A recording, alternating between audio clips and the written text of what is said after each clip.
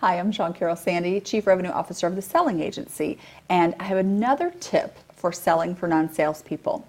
This one was in response to one of the first videos I put out, and it's a great question from ghostwriter, content writer, Emily Crookston.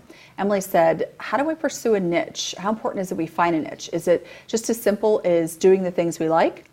Well, that's a great question, Emily. And yeah, when we do the things that we love and we pour ourselves into our business because we love it, that's great.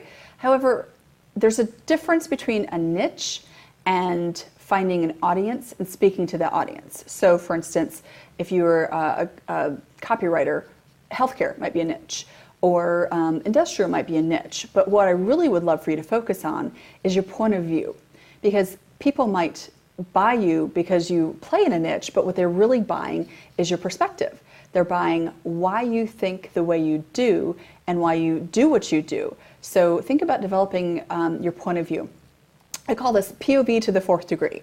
I use this in a program I call Go Promote Yourself. You want to do 4 things. You want to talk about your point of view. You know, what experiences, what perspective, what contributes to the way you think and feel about something, and then you want to say what develops my position of value. You know, what value do I have to offer, informed by my point of view, and then use the power of your voice to connect people to your point of view, and then you've got to promote your vehicle. So to give you an example, for me, the selling agency, my point of view is that I believe the status quo is a gift to your competitors.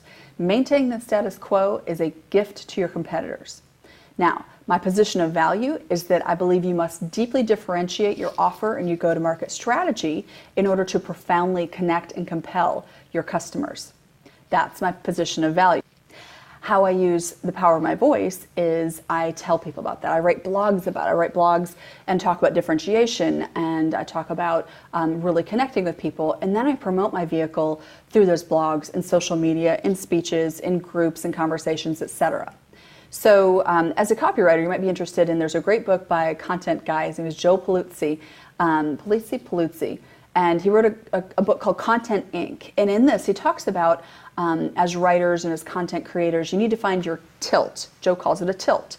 So it's essentially your particular point of view. It's your voice, your thumbprint that you put on something, because that is what people buy.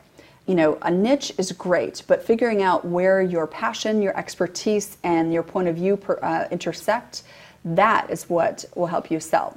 So, great question, Emily. Thank you so much. Until next time, keep selling, and I look forward to bringing you more selling for non-salespeople tips.